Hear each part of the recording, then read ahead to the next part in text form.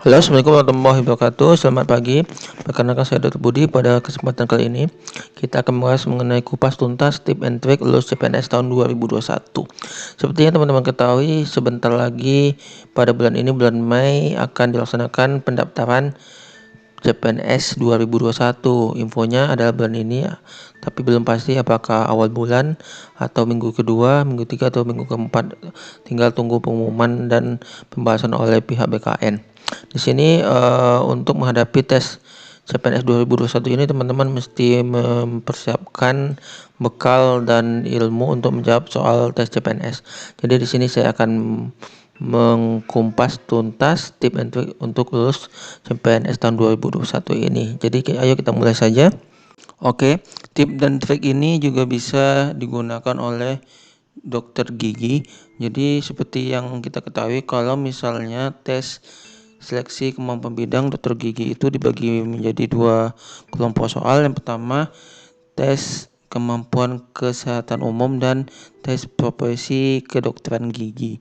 Jadi nanti saya akan membahas juga bagaimana tip and trick untuk mendapatkan nilai paling tinggi pada seleksi kesehatan bidang kesehatan umum.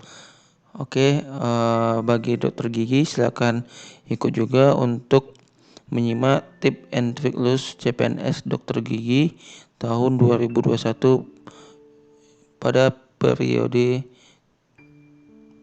CPNS tahun 2021 melalui video berikut ini. Silakan ditonton. Adalah tes wawasan kebangsaan, TU tes intelijensi umum, dan TKP ada tes kemampuan kepribadian. Di sini untuk masing-masing soal itu TWK ada 35 soal, TIU 30 dan TKP ada 35. Jadi di sini teman-teman mesti berarti soal tersebut, baik itu soal TWK, TU dan TKP. Jadi teman-teman dengan banyak berarti soal akan mengetahui di bagian bidang mana kelemahan teman-teman dan kekuatan teman-teman. Apakah di bidang TWK, TU atau di bidang TKP. Jadi teman-teman bisa menutupi kelemahan itu dan memanfaatkan kelebihan teman di bidang yang teman punya kelebihan tersebut, apakah TWK, TU ataupun TKP. Seperti adapun untuk materi TWK itu biasanya itu materinya itu mengenai Pancasila, mengenai Undang-Undang 945, mengenai Negara Republik Indonesia, Negara Kesatuan NKRI, kemudian mengenai Bhinneka Tunggal Ika, kemudian mengenai demokrasi Indonesia. Jadi bahannya lumayan banyak. Kemudian saya lanjutkan ya. Di sini ada negara dan konstitusi, kemudian mengenai hak asasi manusia dan geopolitik Indonesia, dan ada mengenai soal sejarah penting di Indonesia dan di dunia. Jadi teman-teman mesti kuasai bahan-bahannya. Seperti yang ketahui, Pancasila itu biasanya akan soalnya mengenai pengertiannya, kemudian bagaimana lahirnya Pancasila, kemudian bagaimana lambang Pancasila tersebut, sila-silanya, kemudian Pancasila itu sebagai ideologi nasional, makna dari masing-masing sila Pancasila itu, kemudian bagaimana pengamalannya, kemudian kedudukan dan fungsi Pancasila, dan bagaimana konteks Pancasila dalam ketatanegaraan Indonesia. Kemudian untuk Undang-Undang 945 itu mengenai sejarahnya gimana, sejarah dibentuknya Undang-Undang 945 itu gimana.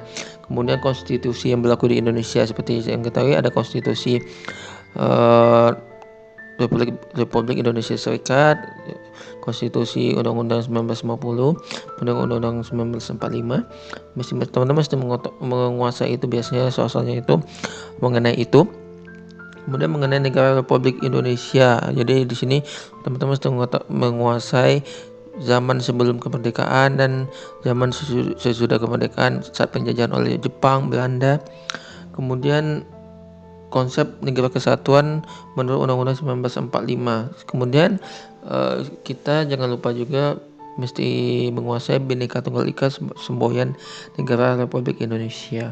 Kemudian juga teman-teman mesti menguasai sistem demokrasi di Indonesia, bentuk-bentuk demokrasi, kemudian juga pengertian negara, bentuk konstitusi yang berlaku di Indonesia, kemudian hak asasi manusia, baik itu apa saja hak asasi warga negara Indonesia dan hak asasi di Undang-Undang 1945. Kemudian juga ada mengenai wawasan Nusantara, geopolitik dan geostrategi di Indonesia, perkembangan wilayah Indonesia dan dasar hukumnya, kemudian unsur-unsur dasar wawasan Nusantara. Kemudian jangan lupa teman-teman mesti menguasai juga masa kerajaan di Indonesia, perjanjian-perjanjian bersejarahnya, kemudian ASEAN, kemudian KA, Konferensi Asia Afrika, kemudian PBB, kemudian Revolusi Prancis, kemudian Revolusi Amerika. Jadi teman-teman mesti menguasai bahan-bahan yang saya sebutkan tadi.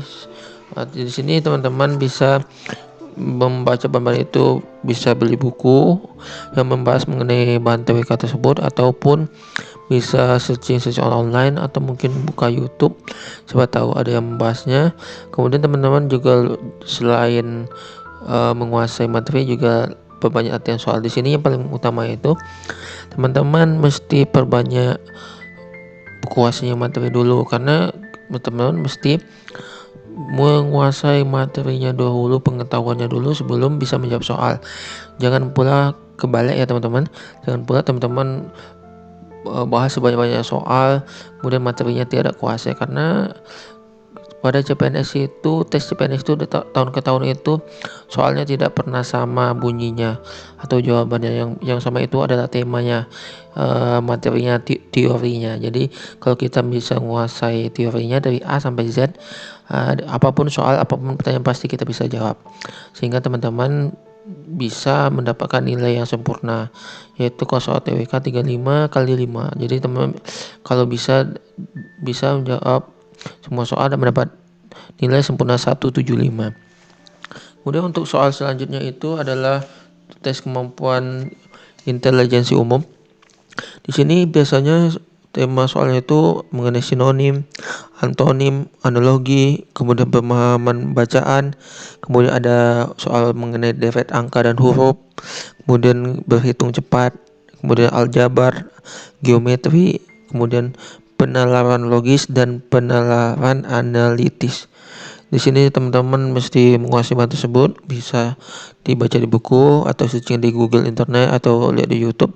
Di sini yang paling utama teman-teman mesti menguasai konsep dasar dari pengetahuan intelijensi umum ini. Jadi teman mesti menguasai gimana dasarnya, gimana rumusnya, gimana penyelesaiannya. Jadi ketika tes nanti apapun bentuk soalnya teman-teman bisa kuasai. Jadi setelah teman-teman kuasai materi di sini, teman-teman selanjutnya adalah perbanyak latihan soal mengenai tema-tema tersebut. Kemudian teman-teman dengan latihan soal teman-teman akan mengetahui di bagian sub tema yang mana teman-teman lemah. Apakah teman biasanya yang agak susah itu soalnya itu pemahaman bacaan, kemudian itu mengenai geometri, penalaran logis dan analitis. Itu mesti teman-teman mesti perbanyak untuk latihan soal pada subtema tersebut. Kemudian kalau untuk yang TBK tadi yang biasanya susah itu adalah mengenai Undang-Undang 1945. Jadi teman-teman mesti hafal pasalnya, pasal-pasal Undang-Undang 1945. Itu biasanya banyak ditanya mengenai bunyi pasalnya, baik yang sebelum dilakukan perubahan ataupun yang sebelum dilakukan perubahan, baik yang sesudah amandemen ataupun sebelum amandemen. Kemudian biasanya yang susah itu menjawab soal sejarah yang bersifat hafalan, jadi teman-teman mesti banyak menghafal. Kemudian yang selanjutnya tes kemampuan kepribadian. Jadi di sini untuk tes kemampuan kepribadian itu teman-teman mesti menguasai subbab yang agak berbeda dibandingkan yang sebelumnya. Kenapa saya bilang begitu? Karena di sini soalnya itu biasanya agak panjang, kemudian membutuhkan pemahaman yang lebih dan matang. Kita sebagai peserta mesti memahami soal dan jawabannya, karena di sini soalnya itu agak panjang, kemudian jawabannya itu A B C D E itu hampir sama gitu bunyi dan jawabannya. Jadi kita mesti memilih yang paling baik. Kalau soal TWK TIU itu kalau misalnya kita menjawab betul, misalnya pilihannya A, B, C, D, E, kemudian salah satu jawabannya itu betul, sedangkan pilihan yang lain itu salah, itu poinnya dapat 5, itu untuk TWK dan TIU. Tapi kalau misalnya untuk TKP ini pilihannya 5 A B C D E, tapi masing jawaban tadi ada dapat poin 1 sampai 5. Jadi di sini kita memilih jawaban yang poinnya ada 5. Di sini ada pun tema untuk tes kemampuan pribadi itu ada mengenai integritas diri, kemudian semangat berprestasi, kemudian kreativitas dan inovasi, kemudian orientasi pada pelayanan, kemudian orientasi pada orang lain, kemampuan beradaptasi, kemampuan mengendalikan diri, kemampuan bekerja mandiri dan tuntas, kemauan dan kemampuan belajar berkelanjutan, kemauan bekerja sama dalam kelompok, dan kemampuan menggerakkan dan mengkoordinir orang lain. Jadi ini adalah kemampuan-kemampuan yang kita wajib miliki sebagai ASN, baik itu CPNS maupun P3K. Jadi teman-teman mesti mengetahui konsep dasarnya dulu mengenai subtema 11 subtema tadi, itu penjelasan pengertiannya gimana, sehingga teman-teman ketika dihadapkan pada soal apapun bentuk soalnya teman-teman bisa jawab. Jadi setelah memahami materi konsepnya, teman-teman bisa memperbanyak latihan soal untuk menguji pemahaman teman-teman. Jadi intinya berarti soal sebanyak-banyaknya. Kalau misalnya teman-teman bisa bahas soal sebanyak 1000 soal, lakukan 2000, 3000, 4000, 5000, 6000, 7000, 8000, 9000, 10000. Karena dengan semakin banyak teman-teman berlatih soal, akan semakin matang teman-teman dalam menjawab soal tersebut dan akan memudahkan teman-teman dalam menjawab soal pada tes CPNS nanti.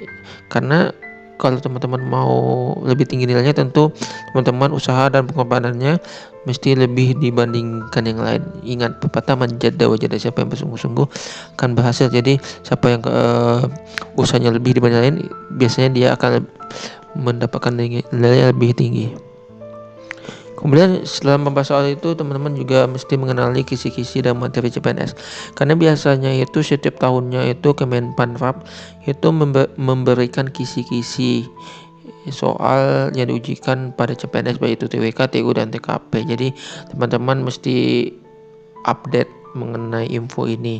Itu biasanya diumumkan di websitenya, baik itu website Kemenpan maupun website BKN.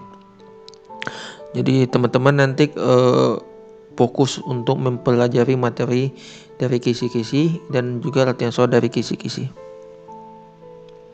Kemudian selalu update mengenai informasi CPNS. Jadi teman-teman mesti update mengenai kapan mulai pendaftaran CPNS dilakukan dan kapan tes seleksi dilakukan. Teman-teman mesti tahu apa persyaratan administrasinya, apa aja yang dibutuhkan. Jangan sampai teman-teman gagal pada tahap administrasi. Jadi teman-teman gagal sebelum melakukan perang, sebelum tes teman-teman sudah gagal.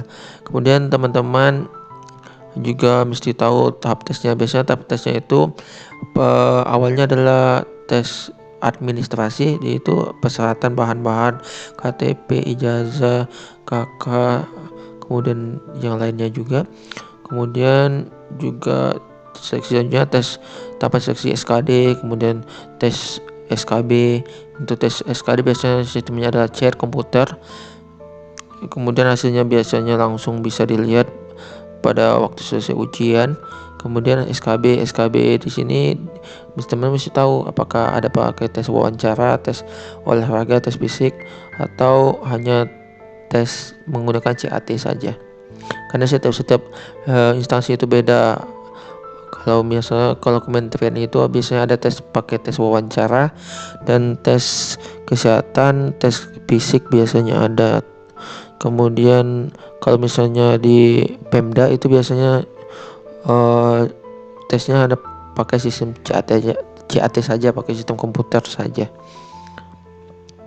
Kemudian teliti ya. Jadi ini yang paling utama. Jadi teman-teman dalam menjawab soal itu TWK, TU, dan TKP itu mesti teliti. Karena biasanya yang membuat kita gagal itu karena kita tidak teliti atau ceroboh. Jadi mungkin pada saat tes itu adrenalin kita akan meningkat sehingga akan memicu menaikkan emosi kita, kemudian membuat kita panik, kacau, sehingga sebetulnya kita sebelum tes udah menguasai, udah siap, udah melakukan materi, udah kuasai, kemudian soal-soal udah banyak kita bahas, udah ribuan soal, tapi saat tes karena kita panik, yang patutnya kita bisa jawab soal jadi tidak bisa jawab soal. Kemudian yang awalnya patutnya kita bisa betul jadi salah, jadi nilai kita jadi rendah. Jadi di sini teman-teman mesti rileks dan teliti dalam menjawab soal. Kemudian jangan lupa subscribe ya. Jadi teman-teman sampai di sini apakah kita lanjutkan? Mungkin teman-teman agak capek karena agak panjang pembahasannya, tapi jangan lupa subscribe channel YouTube saya, kemudian tekan lonceng untuk mendapatkan notifikasi dan tekan tombol like. Oke, selanjutnya kita lanjut ya. Kalau bagi teman-teman yang agak capek, ambil nafas dulu, kemudian angkat tangan, gerak-gerakkan tangan dulu, kaki loncat-loncat. Gimana supaya nggak ngantuk. Kemudian selanjutnya pada saat teman-teman setelah melakukan melengkapi administrasi dan dinyatakan lulus, biasanya itu teman-teman itu ketika login ke website SSCN itu SSCN. Jadi ada nanti untuk pendaftaran itu kita masuk ke website SSCN BKN. Di situ kita isi data, kemudian kita lengkapi persyaratan diminta di-upload. Kemudian setelah itu dinyatakan lulus, nanti ada pengumumannya dinyatakan lulus. Kemudian kita bisa memilih formasi apa yang kita minta. Jadi teman-teman mesti tahu formasi apa aja yang sepi peminatnya. Jadi untuk untuk memperbesar, untuk meningkatkan peluang teman lulus ya, teman-teman mesti mencari tempat yang sepi peminat sehingga saingan teman itu menjadi sedikit. Jadi ini, atau mungkin teman-teman kalau misalnya persiapannya sudah merasa matang, materi TWK, UTKP-nya udah dikuasai, kemudian pada saat melakukan tryout soal itu nilainya udah tinggi 400-an ke atas dan pede dan udah percaya diri banget untuk bisa memilih tempat dimanapun, baik itu tempat yang banyak peminatnya.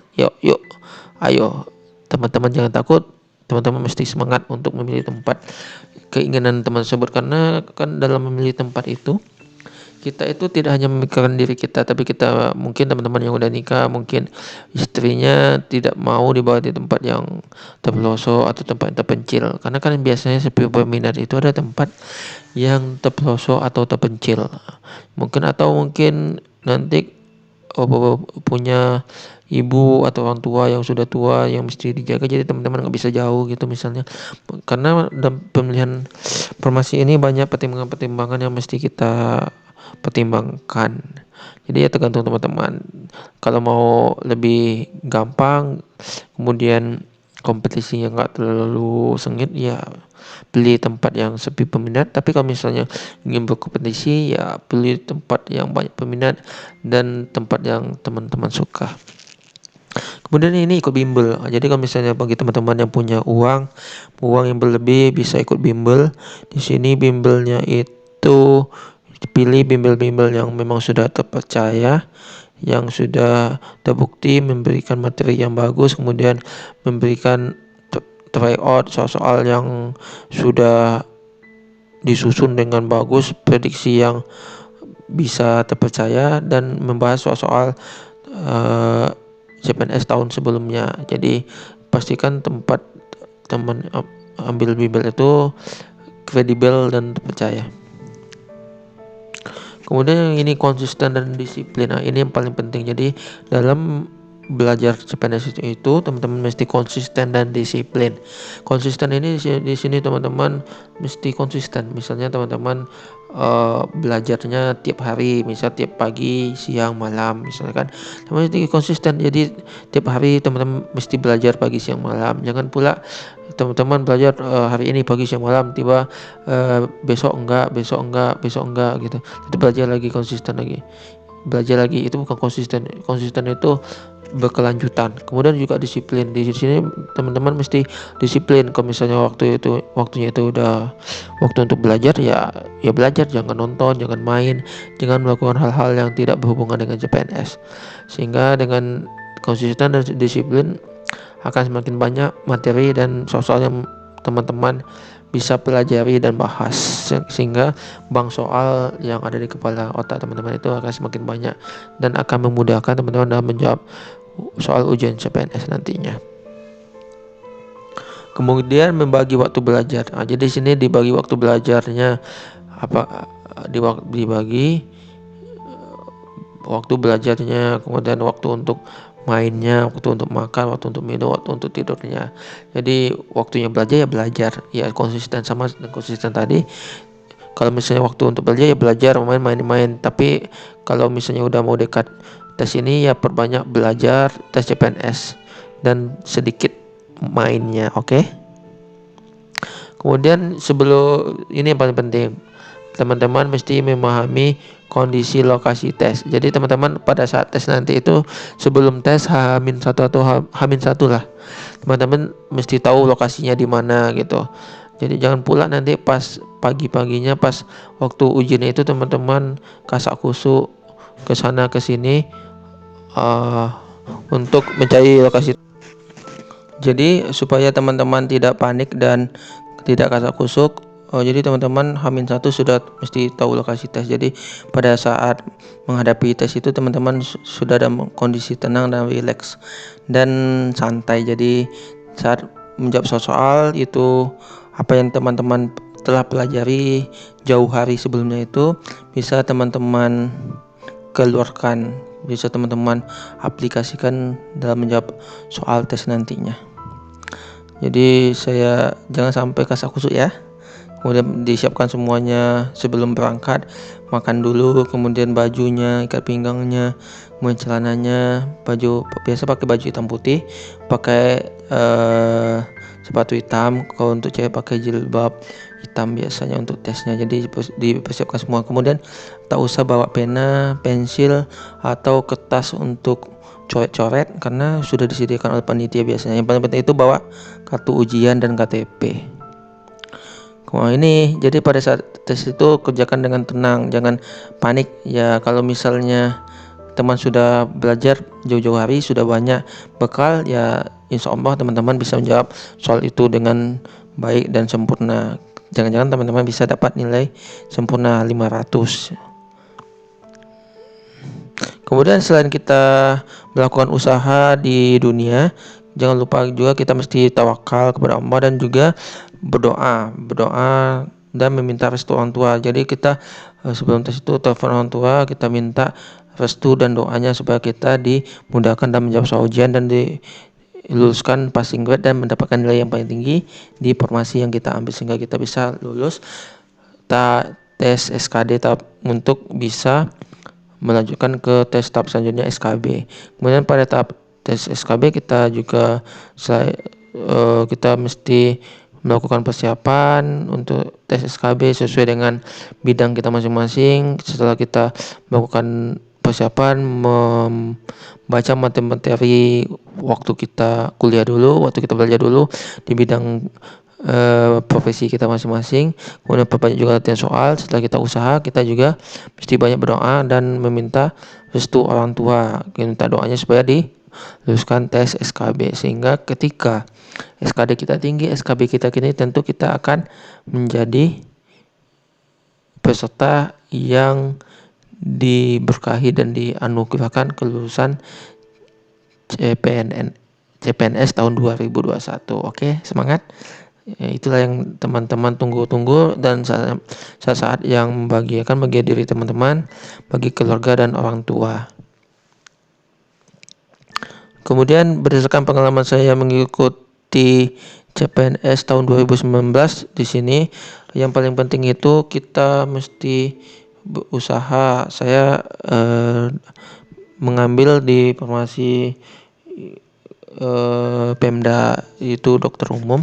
Di situ saya pada waktu melakukan persiapan itu saya untuk SKD-nya itu saya sampai tes 3 kali. Jadi tes 3 kali itu yang pertama pada tes tahun 2017 saya tidak lulus. Di sini kesalahan yang saya lakukan karena saya menganggap bahwa tes CPNS itu yang SKD itu adalah pengetahuan umum. Jadi saya sangka soalnya itu mudah-mudah pengetahuan umum kan. Jadi saya tes TWK, TU, TKP. Pas TWK-nya nilai saya rendah karena saya tidak sempat belajar dan menghafal materi TWK. Kalau untuk TWIU-nya agak tinggi gitu kan, karena sebelumnya saya udah biasa gitu waktu SD, SMP, SMA itu lumayan tinggi nilai matematikanya sih, bahkan juara di kelas. Jadi itu masih ingat lah, masih bisa. Kemudian yang TKP-nya lumayan bisa jawab karena pada waktu itu soalnya TKP-nya masih agak simpel-simpel. Tapi karena TWK-nya rendah sehingga saya tidak lulus. Kemudian tahun 2018 saya sudah mulai menyadari kekurangan saya, kelemahan saya. Jadi saya mulai beli buku tes CPNS. Di sini pada tes 2017 itu saya kalau tidak salah ada beli 3 buku tes CPNS, buku persiapan CPNS, tapi saya nggak terlalu pelajari karena saya anggap remeh tes CPNS ini. Kemudian pada tahun 2018 saya mulai sadar, jadi saya beli 3 buku lagi. Jadi buku saya menjadi ada 6 buku tes bimbel CPNS, yang mungkin 6 buku itu satu buku biasanya 1000 soal, jadi 6 buku 6000 soal. Di sini saya mulai bersungguh-sungguh pagi, siang, malam. Kemudian 2 minggu sebelumnya 2 minggu salah 3 bulan sebelumnya maksudnya, itu saya sudah mulai belajar beberapa soal TWK, TU, TKP. Kemudian pada saat tes di sini alhamdulillah saya mendapatkan nilai yang paling tinggi di kabupaten saya. Saya dapatkan nilai total 380 untuk SKD-nya. Tetapi pada saat itu soal TKP-nya itu agak susah. Jadi kemudian passing grade-nya tinggi 143, sedangkan nilai saya saat itu cuman 138, jadi kurang 4 soal. Kemudian pada saat itu kan ada karena banyak yang tidak lulus TKP, jadi untuk kelulusan itu kan diambil dari nilainya yang paling tinggi ya pada waktu itu. Tapi karena di tempat saya ambil formasi sudah ada yang lulus TKP-nya, jadi saya nggak bisa maju ke tahap selanjutnya. Yaitu saya sangat kecewa sekali pada saat itu. Kemudian pada tahun 2019 saya ikut lagi tes CPNS. Di sini saya beli 3 buku lagi. Jadi di sini saya ada punya 9 buku. Jadi 9.000 soal saya bahas. Saya persiapkan 3 bulan sebelumnya juga. Kemudian saya pelajari soal-soalnya TWK, TU, TKP. Kemudian di sini saya lebih fokus ke bagian TKP, di bagian yang saya gagal. Kemudian saya juga ditambah juga belajar juga lihat di YouTube. Kemudian belajar juga di internet. Kemudian bahas soal juga, mungkin saya ada bahas soal mungkin sudah 10 ribuan soal mungkin. Kemudian alhamdulillah pada tahun 2009 saya mendapatkan nilai yang lumayan tinggi, 400-an nilai saya alhamdulillah. Kemudian pada tes jadi di tempat saya formasi ambil, saya nilainya yang paling tinggi di tempat saya itu. Kemudian pada tes SKB di sini saya juga belajar. Di sini SKB kan bidang kesehatan gitu. Jadi bidang kesehatan jadi kan untuk dokter itu ada dibagi 2.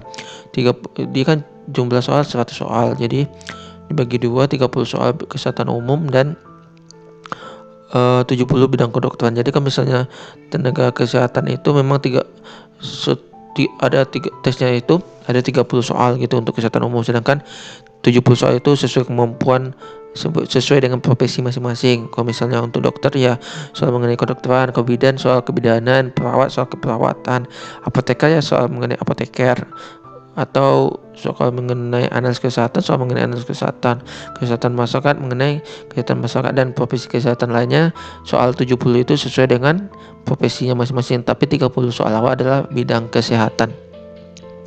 Di sini saya belajar sungguh-sungguh, pelajari buku-buku soal-soal kedokteran yang dulu saya punya pada ujian kompetensi.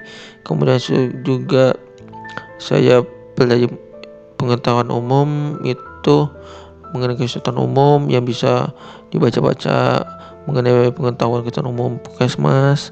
Alhamdulillah pada saat itu saya bekerja di Puskesmas sehingga saya punya bekal gitu untuk menjawab soal kesehatan umum yang berhubungan dengan Puskesmas, karena soalnya kebanyakan mengenai program Puskesmas dan soal mengenai Puskesmas, promosi kesehatan dan yang lainnya. Jadi alhamdulillah pada atas SKB tersebut saya mendapatkan nilai yang paling tinggi juga. Di formasi yang saya ambil dapat nilai 380, sehingga sedangkan saingan saya dapat nilainya 265 kedua-duanya. Jadi kan tempat saya itu hanya membutuhkan satu CPNS. Jadi saya punya 2 saingan pada saat tes SKB dan nilainya alhamdulillah cukup jauh, sehingga tes SKD saya nilai paling tinggi, tes SKB paling tinggi tentu saya yang dinyatakan lolos, tabarakallah, alhamdulillah. Oke, sekian pengalaman saya yang bisa saya bagikan kepada teman-teman. Semoga bisa menjadi ilmu bagi teman-teman. Semoga saja bisa menjadi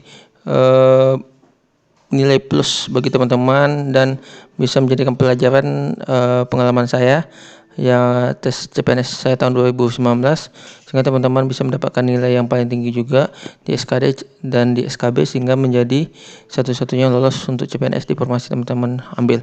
Oke, tetap semangat untuk persiapan CPNS 2020. Salam semangat. Assalamualaikum warahmatullahi wabarakatuh.